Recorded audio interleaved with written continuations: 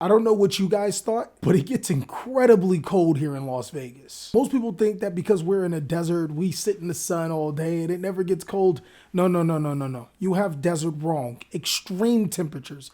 Very hot and very cold. Now, I'm not saying we don't get as cold as like Detroit or Canada or something, but we ain't got time to be dealing with this type of cold. And seeing that Nevada is always late to everything, like simple counting and stuff, I wouldn't really expect you guys to understand how slow we can be when it comes to dealing with the cold. Speaking of overlooking things, just like how we overlook the cold, Maximum Gold is actually a set that you should not be overlooking. Maximum Gold is a set that is coming out very soon, and in this video, I'm going to be going over some cards that you need from the set. Whether you're a player like me and think that this set has nothing to offer, a budget player looking for the best card prices, or even a new player looking to get into this game, Maximum Gold has a little bit of something for everyone. And in this video, I'm going to be cracking the code. I'm going to be giving you the complete breakdown on everything in Maximum Gold. It's a gold mine. Yeah, you like that pun. Don't act like you didn't like that one. Now, for a lot of you cats, some of you may not know that the Maximum Gold set will be a little bit different than the other gold rare sets. One thing is that cards will actually be gold rare. Like, seriously, gold rare. Instead of having silver lettering on the card's text, it will be gold. This can actually be seen as an upgrade for certain cards, so something you probably want to look into. Also keep in mind that Maximum Gold will probably be the only time we get gold rare cards, so this just might be a once in a lifetime opportunity to be able to pick up these cards. Now, the upgrade that I'm talking about is the Barrier Statue monsters. These cards originally made their debut in the Cyber Dark Impact set, a set that is yeah, it's old. The Barrier Statue's original rarity was common, so having a gold letter name instead of the common and having an easier access to this card is pretty good. The Barrier Statue cards have seen some competitive play, so it's definitely worth looking into to have the highest rarity of Barrier Statue cards in case they ever become really popular again. Planet Pathfinder is also another welcome rarity upgrade. Making its debut in the Abyss Rising set, it only came as a common print. So for the players that may not be interested in the gold rare rarity, but definitely want higher prints of current cards that are out right now, you might want to look into those 5 cards. They should be really easy to get from the Maximum Gold set. Now, moving on to business as usual, there are going to be some cards that you really need to look out for, because if it ever slips your grasp, there's a chance that you'll never be able to get these cards for so cheap again. One card I really want to highlight is Blue Eyes, Dark Magician, and Red Eyes all being reprinted inside of this new gold rare technology. If you ask me, the new gold rare monsters look like a mixture between gold rare and ultimate rare, where we've already had Gold Secret and Gold Ghost. It seems like Konami is really trying to sell gold rare by mixing it with other favorite rarities.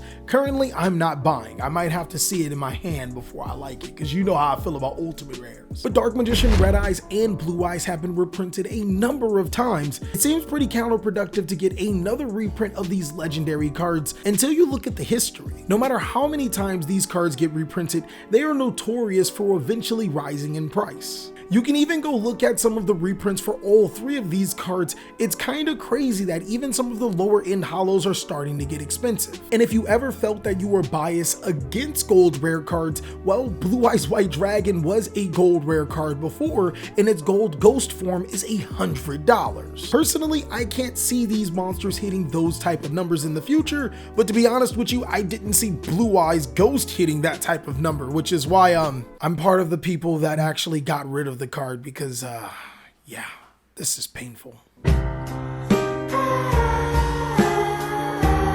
As J. Cole would say, fool me one time, shame on you. Fool me twice, I can't put the blame on you. But you ain't gonna fool me 3 times. I don't like the peace sign, and I will pick up those Blue Eyes, Dark Magician, and Red Eyes cards. I think it's gonna be a very solid investment.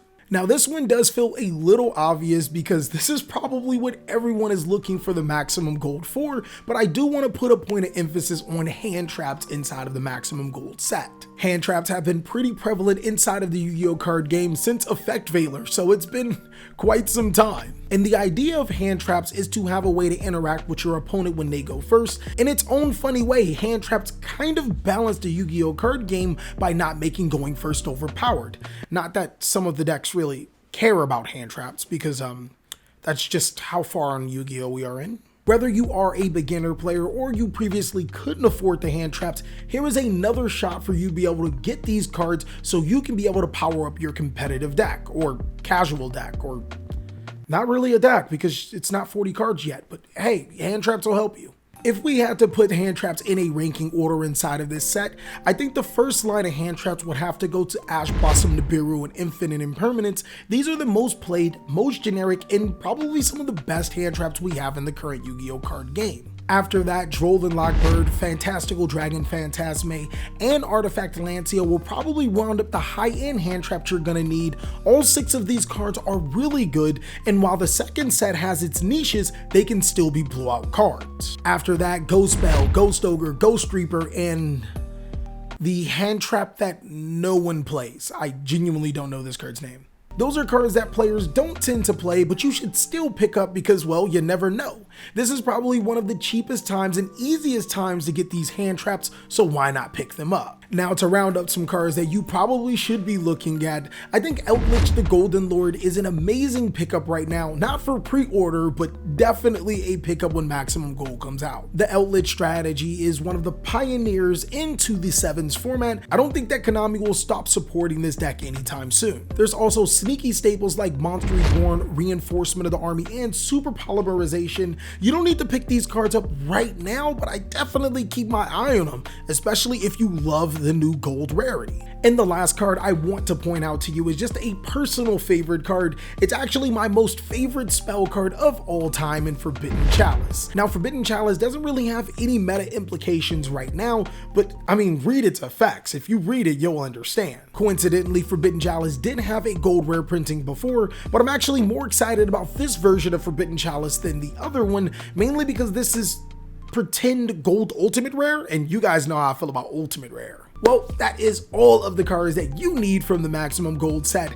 I understand that it's quite a bit of cards, but I assume you're going to be opening quite a bit of Maximum Gold. If you want to check out some more awesome CHALICE content, then be sure to click on these videos. Hopefully it is nowhere near as cold as before because yeah, we going oh yeah. All right, go away now. Why are you still here? Now, if there were an order of importance, I had to say Ash Blossom Nibiru and Fantastical Dragon Phantasme would be the most important hand traps. I forgot Infinite Impermanence. I forgot Infinite Impermanence. Speaking of overlooking things, just like how we overlook the cold, Maximum Gold is actually a set that you should not be overlooking. You see, this is a Mexican blanket, and this is, yeah, it is cold. Whether you're a player like me that pretty much has everything the set has to offer, whether you're a player like me and thinks that this set already has, whether you're a player like me and think that this set has